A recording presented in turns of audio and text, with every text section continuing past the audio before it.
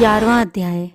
देवताओं द्वारा देवी की स्तुति तथा देवी द्वारा देवताओं को वरदान। ध्यान। मैं भुवनेश्वरी देवी का ध्यान करती हूँ। उनके श्री अंगों की आभा प्रभात काल के सूर्य के समान है और मस्तक पर चंद्रमा का मुकुट है। वे उभरे हुए स्तनों और 3 नेत्रों से युक्त हैं। उनके मुख पर मुस्कान की छटा छाई रहती है और हाथों में वरद, अंकुश, पाश एवं अभय मुद्रा शोभा पाते हैं। ऋषि कहते हैं, देवी के द्वारा वहां महादैत्यपति शुंभ के मारे जाने पर इंद्र आदि देवता अग्नि को आगे करके उस कात्यायनी देवी की स्तुति करने लगे। उस समय अभिष्ट की प्राप्ति से उनके मुख कमल तमक उठे थे और उनके प्रकाश से दिशाएं भी जगमगा उठी थीं। देवता बोले, शरणागत की पीड़ा को दूर करने वाली देवी, हम पर प्रसन्न हो। समस्त जगत की माता, प्रसन्न हो। विश्वेश्वरी, विश्व की रक्षा करो। देवी, तुम ही चराचर जगत की अधीश्वरी हो। तुम इस जगत का एकमात्र आधार हो, क्योंकि पृथ्वी रूप में तुम्हारी स्थिति है। देवी, तुम्हारा पराक्रम अलंघनीय है। तुम ही जल रूप में स्थित होकर संपूर्ण जगत को तृप्त करती हो। तुम अनंत बल संपन्न वैष्णवी शक्ति हो। इस विश्व की कारणभूता परामाया हो। देवी, तुमने इस समस्त जगत को मोहित कर रखा है। तुम ही प्रसन्न होने पर इस पृथ्वी पर मोक्ष की प्राप्ति कराती हो। देवी, संपूर्ण विद्याएं तुम्हारे ही भिन्न भिन्न स्वरूप हैं। जगत में जितनी स्त्रियां हैं वे सब तुम्हारी ही मूर्तियां हैं। जगदम्ब, एकमात्र तुमने ही इस विश्व को व्याप्त कर रखा है। तुम्हारी स्तुति और क्या हो सकती है। तुम तो स्तवन करने योग्य पदार्थों से परे एवं परावाणी हो। जब तुम सर्वस्वरूपा देवी स्वर्ग तथा मोक्ष प्रदान करने वाली हो, तब उसी रूप में तुम्हारी स्तुति हो गई। तुम्हारी स्तुति के लिए इससे अच्छी उक्तियां और क्या हो सकती हैं। बुद्धि रूप से सब लोगों के हृदय में विराजमान रहने वाली और स्वर्ग एवं मोक्ष प्रदान करने वाली नारायणी, तुम्हें नमस्कार हो। कला, काष्ठा आदि के रूप में क्रमशः परिणाम की और ले जाने वाली और विश्व का उपसंहार करने में समर्थ नारायणी, तुम्हें नमस्कार हो। नारायणी, तुम सब प्रकार का मंगल प्रदान करने वाली मंगलमयी हो।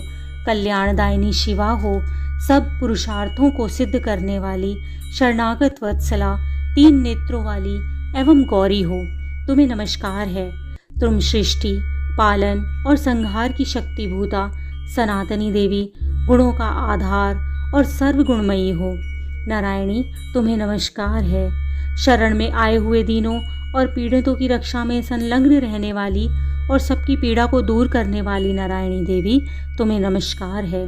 नारायणी, तुम ब्राह्मणी का रूप धारण करके हंसों से जुते हुए विमान पर बैठती और कुश मिश्रित जल छिड़कती रहती हो। तुम्हें नमस्कार है। माहेश्वरी रूप से त्रिशूल, चंद्रमा और सर्प को धारण करने वाली महान विषभ की पीठ पर बैठने वाली नारायणी देवी, तुम्हें नमस्कार है। मोरों और मुर्गों से घिरी रहने वाली महाशक्ति धारण करने वाली कौमारी रूप धारिणी निष्पापे नारायणी, तुम्हें नमस्कार है। शंख, चक्र, गदा और शांग धनुष रूप उत्तम आयुधों को धारण करने वाली वैष्णवी शक्ति रूपा नारायणी, तुम प्रसन्न हो। तुम्हें नमस्कार है। हाथ में भयानक महाचक्र लिए और दाढ़ों पर पृथ्वी को उठाए वाराही रूप धारिणी कल्याणमयी नारायणी, तुम्हें नमस्कार है। भयंकर नरसिंगी रूप में दैत्यों के वध के लिए उद्योग करने वाली और त्रिभुवन की रक्षा में संलग्न रहने वाली नारायणी, तुम्हें नमस्कार है। मस्तक पर किरीट और हाथ में महावज्र धारण करने वाली, सहस्त्र नेत्रों के कारण उद्दीप्त दिखाई देने वाली और वृतासुर के प्राणों का अपहरण करने वाली इंद्र शक्ति रूपा नारायणी, तुम्हें बारंबार नमस्कार है। शिवदूती रूप में दैत्यों की महती सेना का संहार करने वाली, भयंकर रूप धारण और विकट गर्जना करने वाली नारायणी, तुम्हें नमस्कार है। दाढ़ों के कारण विकराल मुख वाली, मुंडमाला से विभूषित मुंड मर्दिनी चामुंडा रूपा नारायणी, तुम्हें नमस्कार है। लक्ष्मी, लज्जा, महाविद्या, श्रद्धा, पुष्टि, स्वधा, ध्रुवा, महारात्रि और महाअविद्या रूपी नारायणी, तुम्हें बारंबार नमस्कार है। मेधा, सरस्वती, बरा, भूति, भ्रामरी, तामसी, नियता और ईशा रूपिणी नारायणी तुम्हें नमस्कार है। सर्वस्वरूपा, सर्वेश्वरी और सब प्रकार की शक्तियों से संपन्न दिव्य रूपा दुर्गे देवी, सब भयों से हमारी रक्षा करो, तुम्हें नमस्कार है। कात्यायनी, यह 3 लोचनों से विभूषित तुम्हारा सौम्य मुख सब प्रकार के भयों से हमारी रक्षा करे, तुम्हें नमस्कार है। भद्रकाली, ज्वालाओं के कारण विकराल प्रतीत होने वाला अत्यंत भयंकर और समस्त असुरों का संहार करने वाला तुम्हारा त्रिशूल भय से हमें बचाए, तुम्हें नमस्कार है। हे देवी, जो अपनी ध्वनि से संपूर्ण जगत को व्याप्त करके दैत्यों के तेज नष्ट किए देता है, वह तुम्हारा घंटा हम लोगों की पापों से उसी प्रकार रक्षा करे जैसे माता अपने पुत्रों की बुरे कर्मों से रक्षा करती है। चंडिके, तुम्हारे हाथों में सुशोभित खड्ग जो असुरों के रक्त और चर्बी से चर्चित है, हमारा मंगल करे, हम तुम्हें नमस्कार करते हैं। देवी, तुम प्रसन्न होने पर सब रोगों को नष्ट कर देती हो और कुपित होने पर मनोवांछित सभी कामनाओं का नाश कर देती हो। जो लोग तुम्हारी शरण में आ चुके हैं उन पर विपत्ति तो आती ही नहीं। तुम्हारी शरण में गए हुए मनुष्य दूसरों को शरण देने वाले हो जाते हैं। देवी अंबिके, तुमने अपने स्वरूप को अनेक भागों में विभक्त करके नाना प्रकार के रूपों से जो इस समय इन धर्मद्रोही महादैत्यों का संहार किया है, वह सब दूसरी कौन कर सकती थी। विद्याओं में, ज्ञान को प्रकाशित करने वाले शास्त्रों में तथा आदि वाक्यों में तुम्हारे सिवा और किसका वर्णन है, तथा तुमको छोड़कर दूसरी कौन ऐसी शक्ति है जो इस विश्व को अज्ञान में घोर अंधकार से परिपूर्ण माता रूपी गड्ढे में निरंतर भटका रही हो। जहाँ राक्षस, जहाँ भयंकर विष वाले सर्प, जहाँ शत्रु, जहाँ लुटेरों की सेना और जहाँ दावानल हो, वहाँ और समुद्र के बीच में भी साथ रहकर तुम विश्व की रक्षा करती हो। विश्वेश्वरी, तुम विश्व का पालन करती हो, विश्व रूपा हो, इसलिए संपूर्ण विश्व को धारण करती हो। तुम भगवान विश्वनाथ की भी वंदनीय हो। जो लोग भक्ति पूर्वक तुम्हारे सामने मस्तक झुकाते हैं, वे संपूर्ण विश्व को आश्रय देने वाले होते हैं।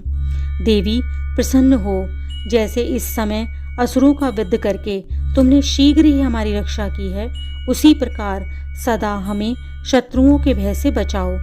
संपूर्ण जगत का पाप नष्ट कर दो और उत्पात और पापों के फलस्वरूप प्राप्त होने वाले महामारी आदि बड़े बड़े उपद्रवों को शीघ्र ही दूर करो। विश्व की पीड़ा दूर करने वाली देवी, हम तुम्हारे चरणों पर पड़े हुए हैं, हम पर प्रसन्न हो। त्रिलोक निवासियों की पूजनिया परमेश्वरी, हम लोगों को वरदान दो। देवी बोली, देवताओं, मैं वर देने के लिए तैयार हूँ।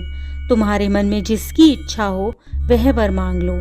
संसार के लिए उस उपकारक वर को मैं अवश्य दूंगी। देवता बोले, सर्वेश्वरी, तुम इसी प्रकार तीनों लोकों की समस्त बाधाओं को शांत करो और हमारे शत्रुओं का नाश करती रहो। देवी बोली, देवताओं, वैवस्वत मनवंतर के 28वें युग में शुंभ और निशुंभ नाम के 2 अन्य महादैत्य उत्पन्न होंगे।